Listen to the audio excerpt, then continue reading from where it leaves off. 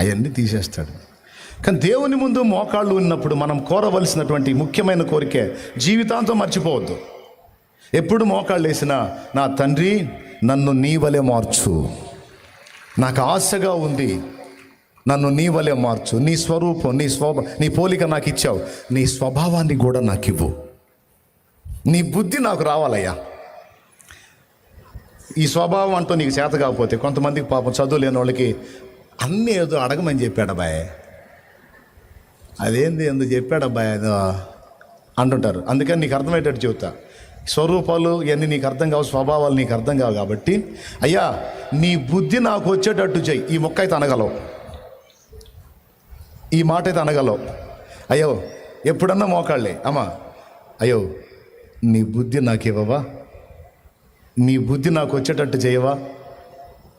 నేను కూడా చేస్తా ఈ ప్రార్థన, మీరు కూడా చేయండి. ఒకటి ఆశ ఉండాలి, రెండు ఆయన అడగాలి, నీలాగా నన్ను మార్చు, నీ వ్యక్తిత్వం నాకు కావాలి, ఎందుకంటే అది నాకెంతో ఇష్టమైన మనసు. నీ వ్యక్తిత్వ సౌందర్యం కావాలి, నీ బుద్ధి నాకు కావాలి, నీ వలె ఉండాలి, నీలాగా బతకాలి.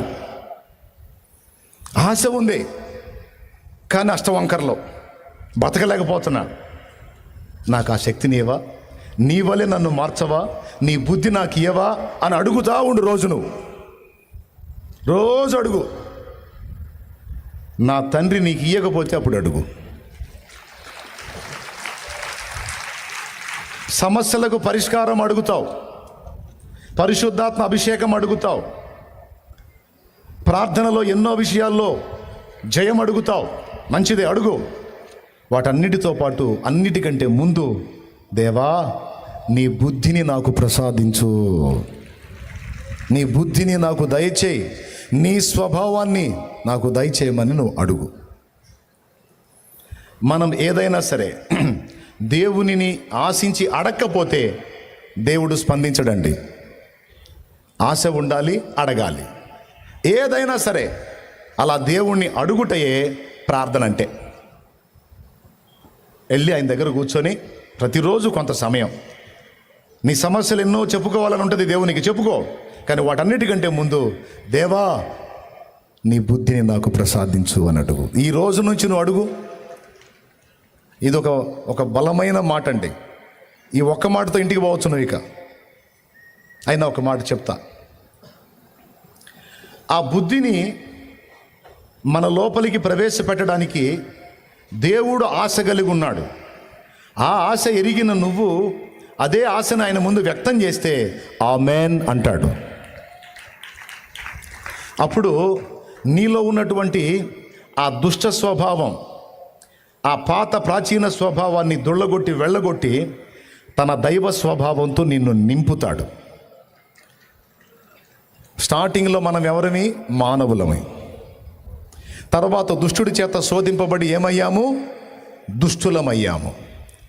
దుష్ట స్వభావాన్ని పొంది దుష్టులమయ్యాం. అలాంటి మనల్ని ఇప్పుడు చేతుల్లోకి తీసుకొని ఆయన రక్తంతో కడిగి పరిశుద్ధపరిచి ఈ దుష్టులైనటువంటి పిల్లలలో ఉన్నటువంటి ఈ అవిధేయత, పిల్లలలో ఉన్నటువంటి ఈ ఉగ్రత పాత్రమైనటువంటి ఘటముల్లో ఉన్నటువంటి ఆ దుష్టత్వం, అవిధేయత, ఉగ్రత పాత్రమైన నేరములన్నీ తొలగించి దేవుడు తన స్వభావాన్ని మనలో నింపటానికి పని చేస్తున్నాడు. ఇప్పుడు చెప్పండి, ఒకవేళ నిజంగా మనం పూర్తిగా దైవ స్వభావంతో నింపబడ్డామనుకో, ఆ తర్వాత మన కేడర్ ఏంటో తెలుసా? దైవములు. అసలు మనల్ని ఏం చేయాలని చేతపట్టుకుంటున్నాడో తెలుసా? దైవాలను చేయాలని కోరిక, ఆయన కోరిక. అది మన మీద ప్రణాళిక. మనమేంది? మనం దైవం ఏంటి? దైవాన్ని మనం ఆరాధిస్తాం, మనం మొక్కుతాం, ప్రార్థిస్తాం, కానీ మనం దైవం అవటం ఏంటి? నేను చెప్పేది నిజమమ్మా. నిన్ను ఒక దైవంగా మార్చాలనే యేసయ్య నిన్ను చేతబట్టుకున్నాడు. ఎంతమందికి అర్థమైందో మరి చేతులు ఎత్తితే సంతోషపడతాను, నిజంగా అర్థమైతే. దయ్యములాగా ఉన్న మన బతుకుల్ని, దుష్టత్వంతో నిండిపోయిన మన బతుకుల్ని చేతబట్టి ఆ దుష్టత్వాన్ని మనలో నుంచి వెళ్ళగొట్టి దైవములుగా మార్చాలనేదే యేసయ్య కోరిక. యేసయ్య ఏమై ఉన్నాడు?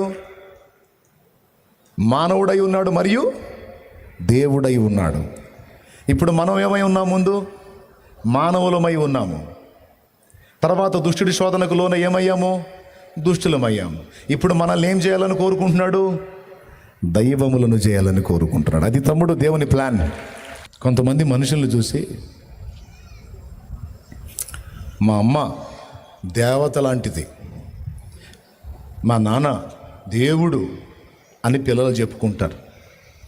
ఎవరు అమ్మ వాళ్ళకి దేవత, ఎవరు నాన్న వాళ్ళకి దేవుడు. కర్ర తీసుకొని బాదారు అనుకో, ఏమంటారండి?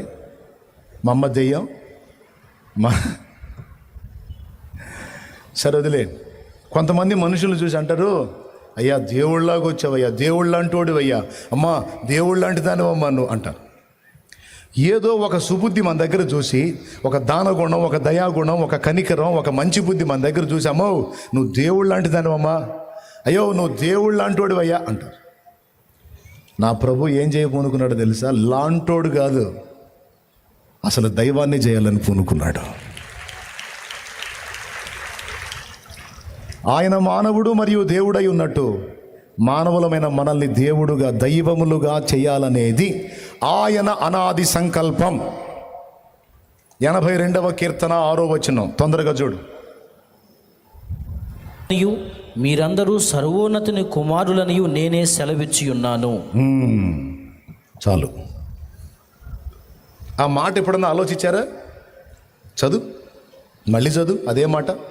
మీరు దైవములనియు, 82వ కీర్తన 6వ వచనం చదువుతున్నాడు. మీరు దైవములనియు మీరందరూ మనం దైవాలం ఏందండి?